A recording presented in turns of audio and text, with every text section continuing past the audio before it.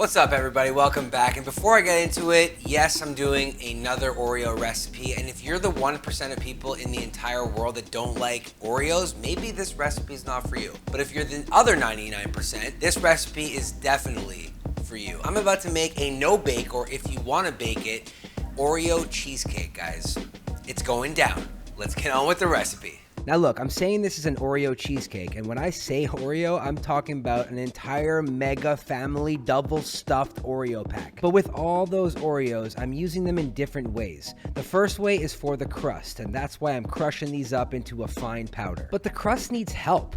It needs another element to fuse everything together so that when you bite into this cheesecake, the crust stays put. Intro the butter, one of my favorite ingredients in any recipe I make. And the cool thing about this recipe is that if you want to bake the crust and make it a little bit more crunchy, you could do that. If you don't want to bake it and you want to just put it in the fridge to cool, you could do that too. You know what makes that possible? Butter. To me, classic cheesecake means so many things, but for this recipe, I'm using a cream cheese mixed with some whipped cream and, yep, you guessed it, some more crushed up Oreos. And the first thing I have to do is make the whipped cream. The first time I realized all you needed to do to make whipped cream was whip heavy cream with sugar, I was blown away. And the second time I realized that all you needed to do to make a no-bake cheesecake was mix room temperature cream cheese with whipped cream, I got this Oreo cheesecake. So that's what I'm doing. I'm whipping up the cream cheese so that it gets fluffy. I'm adding the whipped cream incrementally, and then once it all comes together, I'm adding the crushed up Oreos.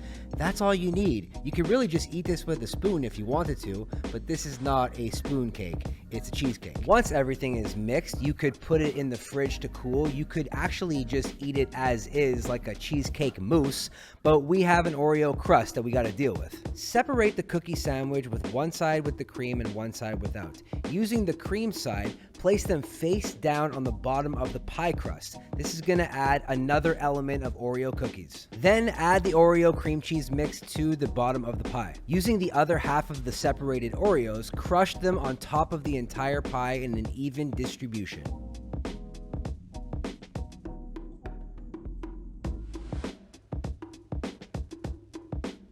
Just look at that layer at the bottom of the actual Oreo cookie with the cream. That alone is kitchenuity. Whoa, guys, I know that it's just Oreos, cream, and cream cheese, but this is stupendous.